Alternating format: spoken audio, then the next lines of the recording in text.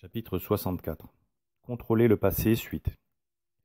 Toujours dans son livre sur la légende noire du Moyen-Âge, Claire Colomby cite les paroles de l'ancien ministre de l'Éducation nationale, Jack Lang, qui démontrent qu'aujourd'hui encore, l'enseignement de « l'histoire » ne doit pas forcément correspondre à une réalité objective, mais doit plutôt se focaliser sur la pédagogie.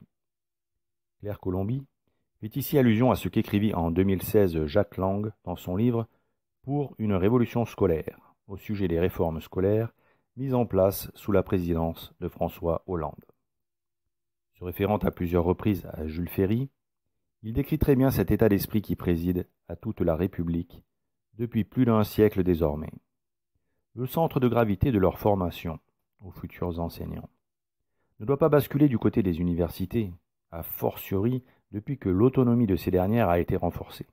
Sans quoi, on s'expose à une prise de pouvoir délétère par les universitaires qui n'ont pas comme premier souci, ni pour première compétence, la formation au métier d'enseignant. Puis, Claire Colomby nous livre cette observation.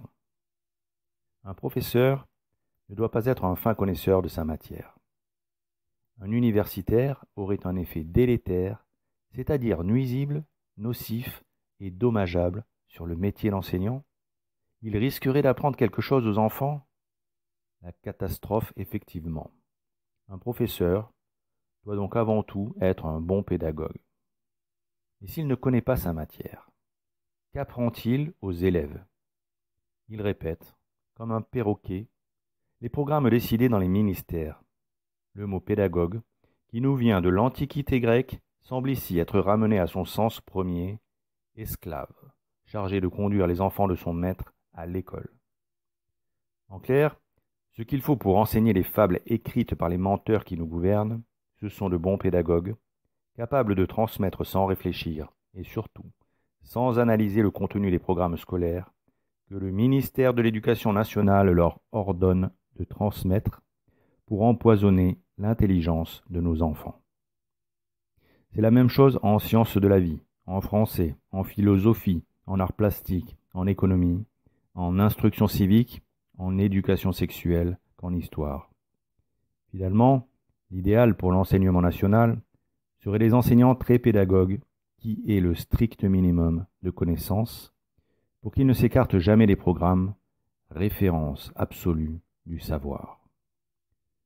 Ces enseignants seraient un peu à l'image de ces guides que l'on rencontre sur certains sites touristiques et à qui on a demandé d'apprendre par cœur un laïus, mais qui n'ont pas les connaissances nécessaires pour analyser et éventuellement corriger ce qu'on leur a demandé de dire, et encore moins pour répondre aux questions qui sortent du cadre de ce qu'on leur a appris, ce qui fait d'eux des audioguides vivants. Claire Colomby démontre aussi dans son ouvrage combien le millénaire que l'on connaît sous le nom de Moyen-Âge, durant lequel les autorités catholiques étaient préoccupées du besoin spirituel des âmes dont elles avaient la charge, autant que de leurs besoins physiques, a été présenté comme un interlude obscur entre le monde classique et le monde moderne, qui aurait trouvé sa modernité en renouant avec l'Antiquité, comme si la société médiévale avait oublié ce qui l'avait précédé. Un peu comme si ces 1000 ans avaient compté pour rien dans l'histoire de l'humanité, et qu'ils fussent si insipides que l'on ne puisse les considérer que comme un état végétatif de l'humanité, imperméable pendant cette longue période à la recherche, aux innovations et à la culture.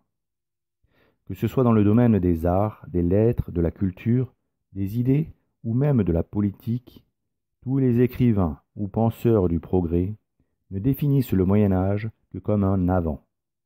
L'idée de la continuité et de la transmission, qui n'empêche nullement les innovations, semble leur être un concept étranger. En revanche, la Renaissance est toujours présentée comme l'aube d'une ère nouvelle. Elle serait comme une rupture entre la nuit et le jour, rendue à l'humanité par ces rayons de lumière que furent les artistes, les humanistes et bien sûr aussi les hérétiques tels que Luther, qui dès cette époque commencèrent à éveiller les consciences. Jamais la Renaissance n'est présentée pour ce qu'elle est, la continuité d'un cycle de déchéance de la chrétienté dans ce qu'elle avait de plus moral. la préoccupation du devenir éternel des âmes dans les réalisations politiques ou artistiques des catholiques.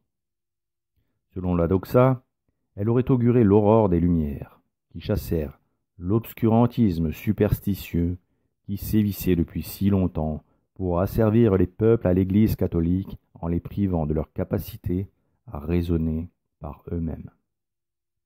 Les cours de littérature et de philosophie enseignent aujourd'hui aux lycéens que les écrivains rationalistes autoproclamés philosophes des Lumières apportèrent au monde ce que personne n'avait envisagé avant eux, penser par soi-même.